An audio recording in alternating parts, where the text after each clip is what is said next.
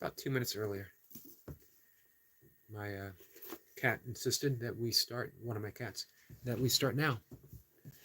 So, we're going to continue reading. The book is Change Your Thoughts, Change Your Life, Dr. Wayne Dyer. It is his interpretation of the Tao Te Ching. What we're doing is reading the Tao, verse by verse. We're on verse 30, so we're on day 30. We've been reading one each day, and then just offer maybe a little insight. We have a conversation with whoever shows up. We'll see if anyone does show up. It's 5 o'clock in the morning. It's a good way to start your day. It's the same way I end my day, as a matter of fact. What I like to call holy reading or spiritual reading or sacred reading, where, throughout the day, I love reading whatever. Sometimes it's fiction, not as often as it used to be, but I still enjoy reading fiction. I still reading a wide variety of books, from science to history, whatever captures my imagination at the time, my enthusiasm. But to open the day and to close the day, I'd like taking a long, familiar, sometimes a new spiritual text. I have the Bhagavad Gita by my side.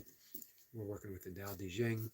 I do my Course in Miracles work each morning, or I read from the text each morning, and as well as each night. And that sets the tone, one, for my sleep, what I bring into my subconscious mind, two, what I wake with. I wake with that verse, whatever I've read the night before, having worked through my subconscious mind. I wake with it in the morning, and then I reaffirm it by reading something along those same lines, first in the morning, before I do my meditation. So, let's dive in. Verse 30. This is an interesting verse. One who would guide a leader of men in the uses of life will warn him against the use of arms for conquest. Weapons often turn against the wielder. Where armies settle, nature offers nothing but briars and thorns. After a great battle has been fought, the land is cursed, the crops fail, the earth lies stripped of its motherhood. After you have attained your purpose, you must not parade your success. You must not boast of your ability. You must not feel proud. You must rather regret that you had not been able to prevent the war. You must never think of conquering others by force. Whatever strains with force will soon decay. It is not attuned to the way. Not being attuned to the way, the end will come all too soon. Let's see. Hey, Yana, am I saying that right? It says hello. Good morning, my friend. We are reading from the Tao Te Ching. We read verse 30. Verse 30 seems like it's talking about, and it is in a way, overt warfare between nation and nation, or man versus man. But on a subtler level, more subtle level, it's talking about warfare with ourselves. That when we go to war with ourselves, when we think in terms of using force against ourselves, using force against others to get our demands met, we're just creating conflict. And when there's conflict, there's always a loser. And if we are always present, and if we're the ones insisting upon the conflict, then we're the loser ourselves. Let's see. Hyena says, Hyena, where are you from? I'm from the mid-Atlantic area, from the state of Maryland. And she says, blah, blah, blah. That's a good point. It's an excellent point. Words are just words. And we're the ones who give them meaning. I think the more important thing is, can we read something from the Tao Te Ching and not bend it in our direction? Not think that we get to reinterpret how it's presented, which of course everyone does. Everyone has, look at what we've done with the Bible. We have reinterpreted to match our view of success, the master view of why it's important to, and we've done it with the Bhagavad Gita. It was used to justify war for countless generations because it takes place on a allegoric battlefield. Let's see. Our friend Wizard Magic says, hello from Liverpool, UK. Hello, my friend. Liverpool, home of the Beatles. Awesome. And let's see. We have Yalel, and I cannot read the language. I apologize, my friend. Let's see.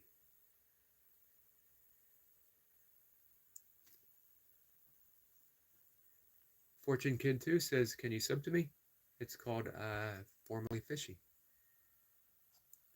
I might be able to. I can check you out, my friend. So, let's see. Do we need to justify? Do we need to justify any sacred text to fit our means, to fit our lifestyle? Or do we adjust our lifestyle? Or even maybe better yet, do we simply surrender all the notions that we have to do anything at all? That we need to force our way, even with ourselves? That's the insidious nature of self-improvement, that we need to always be better. A better version of myself. Today I want to be a better version than I was yesterday. The truth is, do you even know the nature of the self at all? Do any of us know the nature of the self at all? If we look deep, if we practice self-inquiry, we find it's illusory, that there's no way a self can be better or not better. It is simply a phantom in the machine, a ghost in the machine, always resurfacing. When you go to sleep, deep sleep, not dream sleep.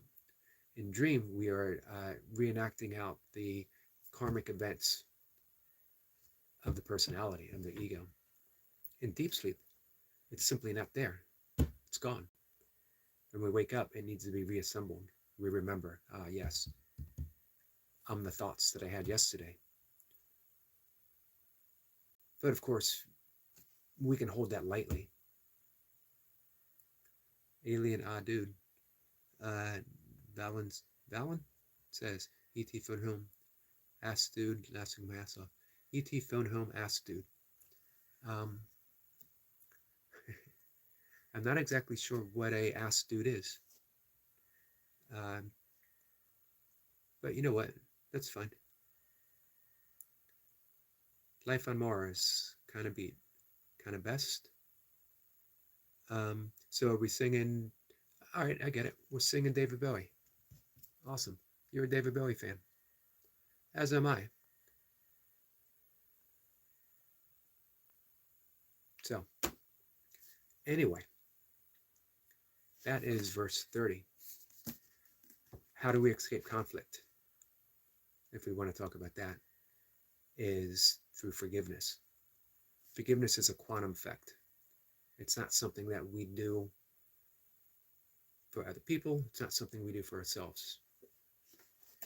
It's recognizing that what we have right now is the present moment.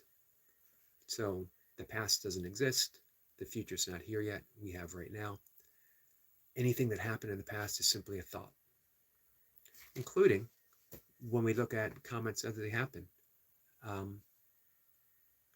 They're simply gone. Doesn't exist. Thoughts in the machine. Should I invest in it? Or do we just let it go? The answer is, do I want to be right or do I want to be happy? Do I want to be right? Insist that I'm right? Insist that have my ego stand up and defend itself because it thinks it's been hurt, when in reality, nothing's happened. Nothing happened at all. There's simply words in a screen. And do I take offense at that?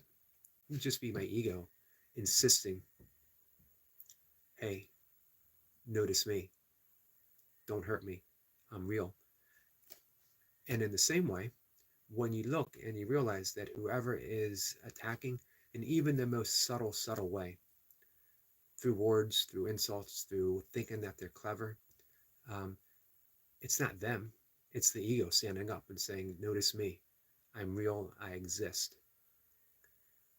And when you can see that, truly see that, you just choose peace. You choose easiness. You choose kindness, and you interact with love. How someone else, how the ego stands up to be noticed, doesn't affect me in the least. Only if I respond, ego versus ego, only if I respond with force. If I say, how dare you? A funny thing to say, how dare you? Why? Why invest more into my own ego to defend it against someone else's ego, when in reality, we can just look heart to heart. I can look in someone's heart and see it's not an ego. It's just a projection. It's just an attack thought. It's just a tiny scared voice saying, notice me. Look how clever I am. Look how funny I am. Look how, really, how sad and needy I am. I need this attention in order to exist. And if that attention is taken away, what do we have? The nothingness. Nothingness. The absolute from which everything comes from. So, guys, with that, I'm going to take my walk. I enjoy actually interacting with everyone that's here through any circumstance, through any words exchange. It's always an opportunity to extend love and to look deeper past my own insistence of defending myself, my fake self, the illusory self, the ego. Not that it doesn't have a valid position, of course it does, but it's not the end-all be-all of reality. And when I can see that, the world's just a lighter place, an easier place. So, hey, I'm going out. I'm going to take a walk. Phil Gish, thank you for those emojis, my friend. I'll see everyone later. I'll be back. If anyone wants to continue the wonderful conversation that we're having now, come on by this afternoon. Take care, guys.